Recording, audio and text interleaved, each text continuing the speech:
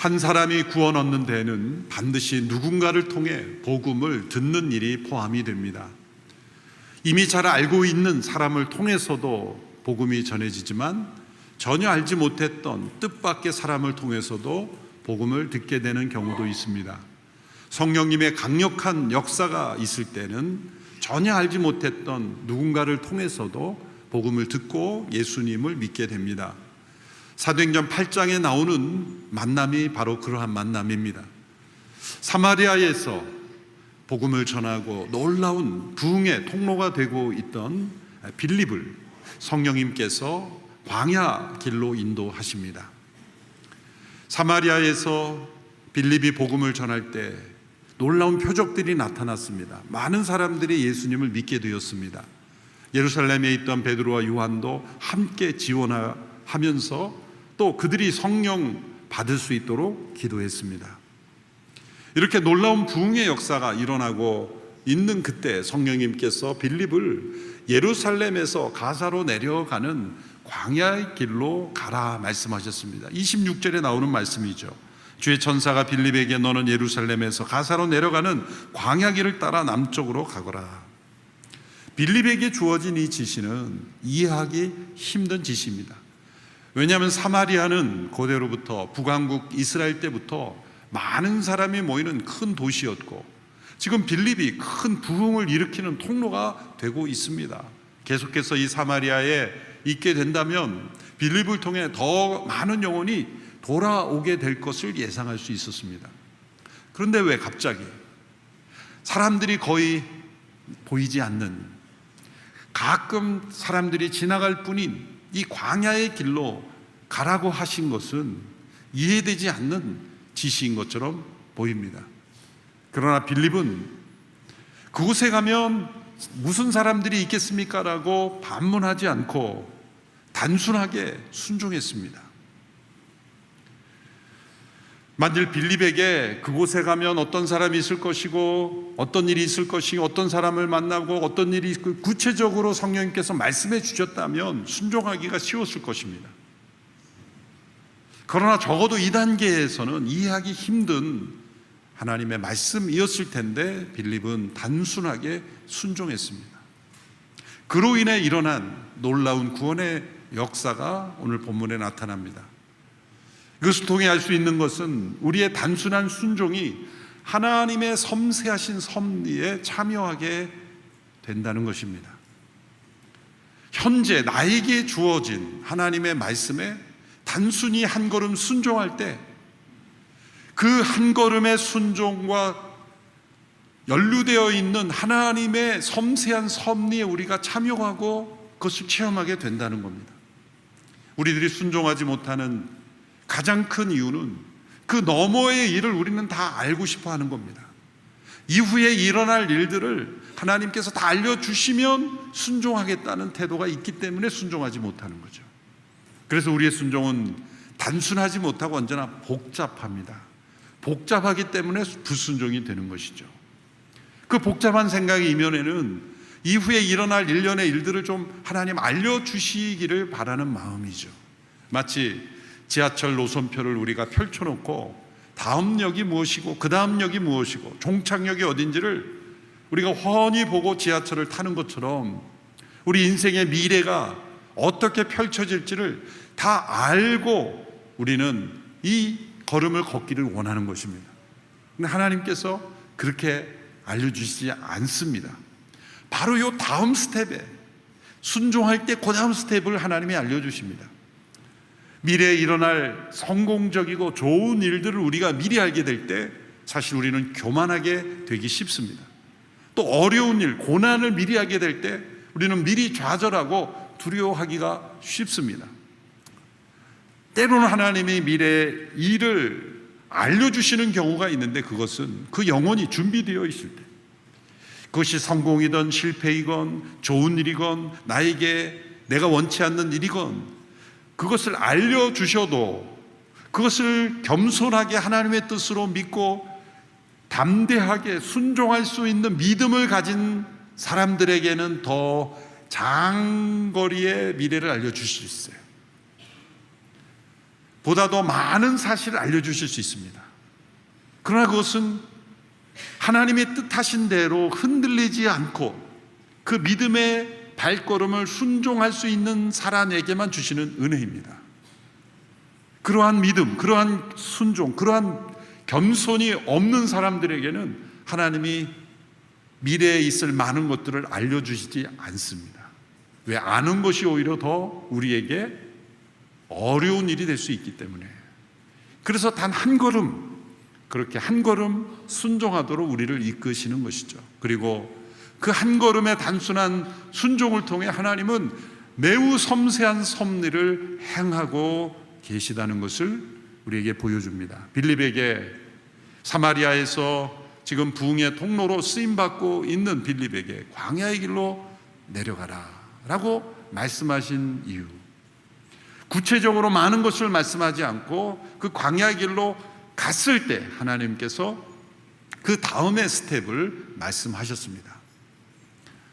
왜 즉각적이고 단순한 순종을 해야 합니까? 하나님의 정확한 타이밍에 하나님께서 섭리하시는 그 통로가 되게 될 수 있어야 하기 때문입니다.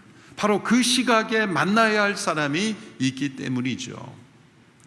우리가 이렇게 담대하게 순종할 때 하나님께서 택하신 사람을 구원하는 통로가 될 수 있는 것입니다. 빌립이 이렇게 광야 길로 내려가라는 말씀에 순종했을 때 하나님께서 택하고 구원하시기 원하시는 한 사람을 만나게 하셨습니다. 그 사람은 바로 에티오피아의 재정관리였습니다. 성경에 나오는 에티오피아는 사실 오늘날의 에티오피아는 아닙니다. 오늘날의 에티오피아는 당시에는 이 아비시니아라는 나라였다고 합니다. 아비시니아. 근데 성경의 에티오피아는 애굽과 이 아비시니아, 오늘날의 에티오피아 사이에 있는 나라였는데 구약에서는 구스라는 나라로 불리우죠. 함족이 살고 있던 오늘날의 아프리칸들입니다. 그래서 성경에 나오는 에티오피아는 정확하게 말하면 오늘날의 수단입니다. 수단. 그리고 에티오피아의 간다게라고 하는 것은 이름이 아니라 호칭입니다. 예를 들어 애굽의 바로라고 할 때 그 바로는 이 직함이죠. 로마의 시저, 그것도 직함이죠. 그러니까 우리로 말하자면 대통령, 수상 이런 직함이라는 거죠. 그런데 여기 본문에 보면 에티오피아 여왕 간다게라고 했습니다. 여왕 간다게. 왜 여왕이라고 했는가? 실제 에티오피아에 왕이 있는데 그 당시에는 왕은 태양의 아들이라 그래서 신성시에서 일을 하지 않았다는 거죠. 그냥 신적인 존재로만 있고 실제 일은 그 어머니 여왕이 간다게가 되어서 오늘날의 수상 같은 그런 역할을 해서 실제 국가 일을 다 통치했다고 합니다. 그 간다게의 재무관리다, 오늘날의 재무부 장관이라고 말할 수가 있죠. 그 당시에는 오늘날과 달리, 오늘날에는 이스라엘이 부유한 나라고 그 당시에 그 주변 나라들이 좀 어렵지만은 그 당시에는 애굽 문명이 아주 발달되었기 때문에 훨씬 더 잘 사는 나라였죠. 그런 나라의 재무관리였다. 이 사람이 예루살렘에 예배드리러 갔다가 돌아오는 길이었습니다. 21절에 보면 예루살렘에 예배드리러 갔다. 이것은 절기를 지키러 갔다는 겁니다. 아니 다른 나라, 이방 나라의 관리가 왜 예루살렘의 절기를 지킵니까? 유대인이 아닌데도. 놀랍게도 구약 역사가 흘러오면서 이스라엘 민족을 통해 나타나신 놀라운 일들이 주변 사람들, 주변 나라 사람들에게 소문이 났죠. 하나님께서 아브라함과 그 후손들과 함께 하시는 역사가 객관적으로 냉철하게 살펴보면 뭔가 이 민족에는 있다. 특별히 율법을 지키려고 노력하는 그들과 함께 하시는 유일하신 하나님께 뭔가 있다 라는 생각을 할 수밖에 없죠. 사실 예수 그리스도를 받아들이지 않고 배척하는 현재의 유대인들에게도 뭔가 교육이면 교육, 무엇인가 보면 그 뭔가 있는 게 있지 않습니까? 그 어려운 상황에서도 버텨내고 그 나라를 잃어버린 상황에서 다시 되찾고, 그런 것처럼 그 당시에도 이방 민족들이 이 민족을 보면서 무엇인가 있다. 그게 뭐냐라고 할 때 유일하신 하나님을 믿는 것이다. 그것을 자발적으로 받아들이고 참여하는 이들이 있었다는 거죠. 그러한 사람들을 가리켜 하나님을 경외하는 사람들이다. God fearer 이렇게 이름을 붙였습니다. 그중 가운데 실제로 유대율법을 지키며 할례까지 받으며 유대교로 완전히 개종한 사람들도 일부 있었다고 합니다. 그는 그 정도는 아니지만 이방 나라의 관리였지만 예루살렘의 절기를 지키러 오는 열심 있는 사람들이었습니다. 그뿐만 아니라 그는 율법학자들이 읽고 가르치는 두루마기를 구해서 하나님의 말씀을 읽는 사람이었는데 집에서 읽을 뿐만 아니라 마차를 타고 예루살렘에서 가사로 가는 길까지 그 광야의 길에서 율법 두루마기를 읽고 있었다는 거예요. 얼마나 종교적 열심이 가득한 사람입니까? 혹시 오늘 예배 드리러 나오면서 차에서 성경책 읽으면서 오신 분 혹시 계십니까? 예수님 믿는 사람들도 이렇게 예배 드리러 왔다 갔다 하면서 성경책 읽는 것도 흔치 않은 일이죠. 그것도 마차를 타고 광야의 길을 흔들리는 마차 안에서 그걸 살펴볼 정도니 얼마나 진지하고 열심히 있는 사람이라는 것을 우리가 알 수 있죠. 근데 문제는 그는 자신이 읽고 있는 그 말씀을 깨닫지 못하고 있었다는 겁니다. 종교적 열심은 있었지만 뭔가 이스라엘 민족과 그 민족을 섬기는 그 하나님을 보면서 하나님을 만나고 싶은 마음이 있었지만, 그래서 율법 책도 읽었지만, 구약의 말씀을 읽었지만, 그는 아직 살아계신 하나님을 인격적으로 만나지 못한 영혼이었습니다. 이런 갈급한, 이런 열정과 이런 성실함으로 나아가는 영혼에게 성령님께서 빌립에게 그 영혼을 만나도록 인도하신 것입니다. 저 마차로 가까이 다가가라 말씀하셨고, 빌립은 성령님께서 만나게 하신 사람이 이 영혼이라는 걸 깨닫고 마차에 올랐다 물었습니다. 지금 읽고 있는 것을 이해하십니까? 그가 대답합니다. 설명해 주는 사람이 없는데 어떻게 알겠소? 그는 빌립이 마차에 타도록 요청하였고, 빌립이 그 말씀을 통해서 예수님을 전하는 일이 일어났습니다. 그가 읽고 있었던 말씀은 이사야 53장 7절에서 8절의 말씀, 오늘 본문 8장 32, 33절에 나오죠. 그는 도살장으로 향하는 양처럼 끌려갔고 털 깎는 사람 앞에서 잠잠한 어린 양처럼 그의 입을 열지 않았다. 그는 굴욕을 당하며 공정한 재판도 받지 못해 이 땅에서 그의 생명을 빼앗겼으니 누가 이 세대의 악함을 말로 다 표현할 수 있겠는가? 너무나 분명하게 예수님이 불법적으로 고난당하고 재판당하고 그리고 모욕을 당하고 십자가에 못 박혀 죽으시는 하나님의 어린 양으로서 우리의 죄를 대속하시기에 오신 분임을 명확하게 말씀하고 있음에도 불구하고 이 에티오피아 관리는 이 말씀이 누구를 가리키는지 알지 못했다는 거죠. 성경이 하나님의 말씀으로 기록된 영감된 책인데 그 말씀이 누구를 가리키는 것인지, 그것은 하나님의 영이 아니고는 깨달을 수 없습니다. 성경을 지식적으로, 학문적으로, 역사적으로 아무리 연구하려고 해도 하나님의 영이 그 눈을 열어주시지 않으면 이 말씀의 뜻을 깨닫지 못합니다. 영국의 노예 폐지 운동을 일으켰던 윌리엄 윌버포스라는 분이 자신의 친구, 그 당시 영국 수상이었던 윌리엄 피트라는 분을 전도하러 교회에 초대했습니다. 그 교회는 당시 유명한 설교자 로버트 세실이라는 분이 설교하던 교회였습니다. 윌리엄 윌버포스는 이제 이 세실 목사님의 귀한 설교를 듣고 자신이 변화된 것처럼 이 수상도 변화되기를 기대했습니다. 그 주일 설교도 은혜로운 말씀이었습니다. 예배가 끝나고 친구인 수상에게 물었습니다. 그랬더니 그 윌리엄 피트라는 사람이 대답은 이런 것이었습니다. 나는 한마디도 못 알아듣겠어. 무슨 말인지를 모르겠다라는 거죠. 지적으로 성숙한 사람도 하나님의 말씀을 깨닫지 못하는 것, 이건 왜 이럴까요? 이것은 하나님의 영이 역사하지 않으면, 하나님의 말씀 곧 예수 그리스도를 믿고 깨닫는 일이 일어나지 않는다는 거죠.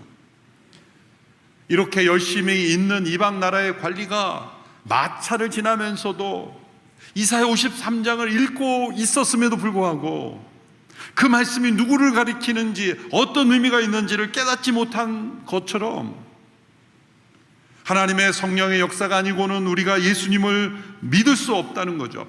반대로 말해서 성령의 역사로 예수 그리스도를 믿는 사람들은 이러한 사람들을 빌립처럼 깨우쳐 줄 수 있다는 겁니다. 그러한 사람들이 그 사람을 만나 줌으로, 기도해 줌으로, 설명해 줌으로써 예수 그리스도를 통해 하나님의 말씀을 깨닫는 통로가 될 수 있다는 것이고, 하나님께서 저와 여러분을 빌립처럼 그러한 사람으로 우리를 사용하기를 원하신다는 거죠. 그러므로 세 번째, 우리가 단순히 순종해야 될 것은 하나님의 독생자 예수 그리스도, 그분을 전하는 것입니다. 에티오피아 관리가 너무나 명백하게 예수님을 가르치고 있는 이 말씀을 깨닫지 못했기 때문에 그는 너무나 많은 열심이 있었지만 예수님을 만나지 못했습니다. 여러분, 성경의 많은 지식을 통달한다 그래서 하나님을 만날 수 있는 것이 아니죠.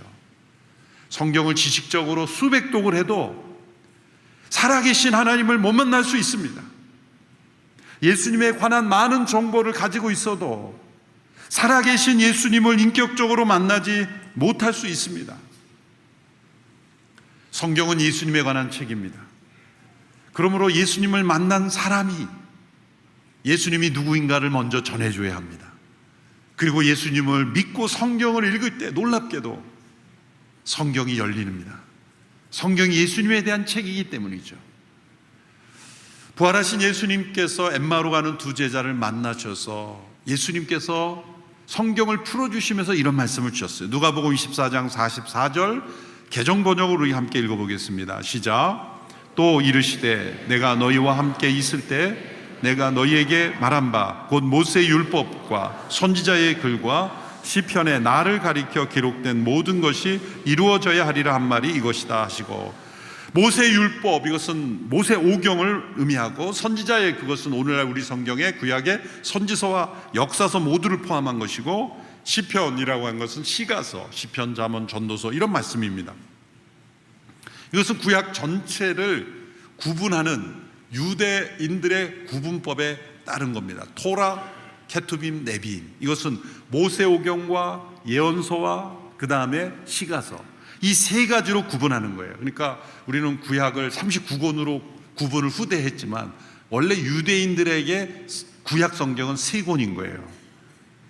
모세오경도 한 권이고요, 우리는 창세기, 출애굽기, 레위기, 민수기, 신명기로 이렇게 5권으로 구분했지만 원래는 한 권입니다. 한 권. 그래서 모세오경, 율법서라 한 권이고, 그 다음에 여호수아부터 시작을 해서 그 말라기까지 예언서가 한 권이고, 그 다음에 그 중에 시가서가 한 권인 거예요. 그러니까 구약은 세 권인 거예요. 그러니까 예수님이 그 세 부분을 말씀하신 것은 구약 전체가 나를 가리켜 기록된 것이다. 장차 오실 메시아, 하나님의 어린 양, 인류의 구원자, 하나님의 독생자를, 오실 예수님을 증거한 것이 구약이고, 오신 예수님이 행하신 일과 앞으로 일어날 일을 설명하는 것이 신약인 것입니다.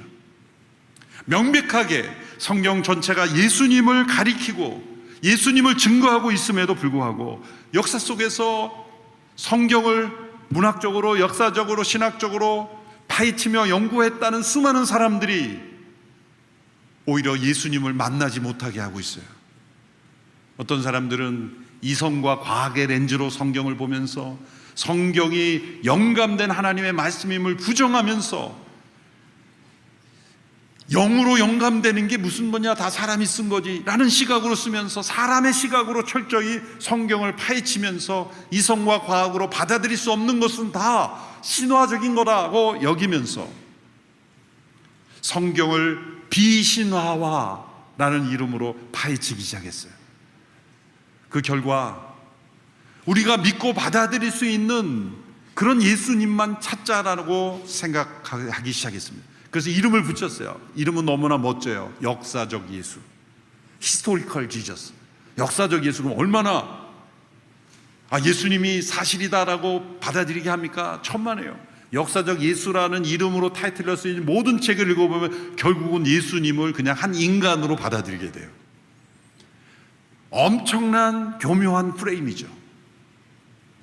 역사적 예수님을 찾아보자고 하면서 결국은 예수님이 하나님의 아들 되심과 구제주 되심을 다 벗겨버리고 예수님은 단지 우리와 똑같은 인간이었다라는 것으로 끝내버려요. 기독교 역사 안에 들어온 이단들입니다. 많이 들어와 있습니다. 유럽과 미국의 여러 신학교들도 자유주의 신학이 많이 들어와 있어요. 우리나라에도 많이 들어와 있어요. 여러분, 역사적 예수라고 쓴 책, 신학책을 관심 있게 사보는 분이 많지는 않겠지만 누가 선물을 주거나 여러분이 관심이면 조심하셔야 돼요. 왜냐하면 오히려 믿음에서 떠나게 하는 거죠. 성경 전체가 예수님을 가리키고 있는데 오히려 예수님을 떠나게 하는 일들을 하고 있는 겁니다. 정반대로 여러분, 우리 믿음의 선배들 100년 전부터 우리 복음이 이 땅에 들어왔을 때 글을 읽을 수 없는 분들이 예수님 믿는 분들이 많았어요. 그분들은 성경을 읽지 못했습니다. 글을 몰랐기 때문에. 그래서 들려오는 말씀, 낭독해 주는 말씀으로 성경을 들었어요. 악보도 보지 못했어요. 그래서 옛날 찬송가는 가사만 있지 악보가 없습니다. 그냥 교회에 와서 들리는 음조를 따라 그냥 외우는 거죠. 글도 읽지 못했고 악보도 보지 못했지만 그분들은 예수님을 믿었기에 성경이 하나님의 말씀임을 체험했고 능력 있게 살았던 거예요. 우리가 단순하게 예수 그리스도가 누구이신지를 전하는 것이 가장 우선순위가 돼야 돼요. 그래서 하나님의 말씀을 복잡하게 하는 일들이 있어서는 안 되죠. 그 예수님을 전할 때 놀랍게도 하나님의 영이 역사하심으로 성경이 어떤 책인가를 깨닫게 되고 말씀 속에 감추어진 말씀의 능력을 사람들이 체험하게 되는 것입니다. 우리의 단순한 순종의 가장 중요한 것은 예수님이 하나님의 독생자 구세주이심을 전하는 거예요. 그럴 때 인격적인 하나님의 임재가 그 말씀을 듣는 이들에게 임하게 되는 겁니다.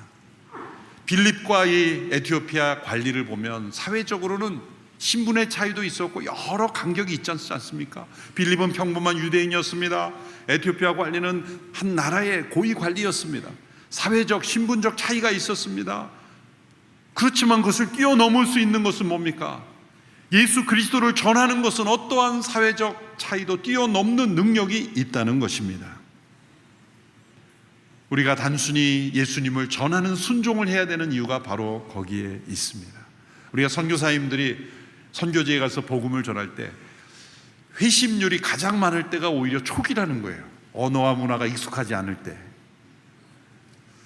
오히려 언어 문화가 익숙할 때 더 복음이 잘 전해질 것 같은데 아직 익숙하지 않을 때 복음을 전할 때 왜 강력한 역사가 일어나? 저는 나름대로 그렇게 생각해 봅니다. 그 나라 언어와 문화를 너무 많이 알 때 이제는 불필요한 말을 자꾸 하게 되니까 오히려 예수 그리스도를 단순하게 몇 마디 못할지만 예수 그리스도에 대해서 단순하게 전할 때 그게 오히려 파워풀하게 강력하게 사람들을 도전하는 거예요. 우리가 성경의 신학적인 많은 지식을 알아야 예수님을 전할 수 있는 것이 아닙니다. 내가 만난 예수님을 단순하게 나는 예수님을 믿었고 그분은 구세주이십니다. 그분은 나를 구원했고 당신을 구원할 수 있습니다 라는 단순한 믿음의 순종으로 전할 때 에티오피아 관리가 변화된 것처럼 빌립을 통해 놀라운 역사가 일어났던 것처럼 저와 여러분을 통해서도 놀라운 구원의 역사가 나타날 줄로 믿습니다. 기도하겠습니다. 하나님 아버지, 빌립의 순종을 통해 놀라운 섭리로 역사하심을 찬양합니다. 오늘 우리에게도 오늘 나에게 주시는 하나님의 말씀과 성령의 지시하심에 단순하게 순종함으로 하나님의 놀라운 구원의 역사에 쓰임받는 우리 모든 성도들이 되게 하여 주옵소서. 예수님의 이름으로 기도합나이다. 아멘.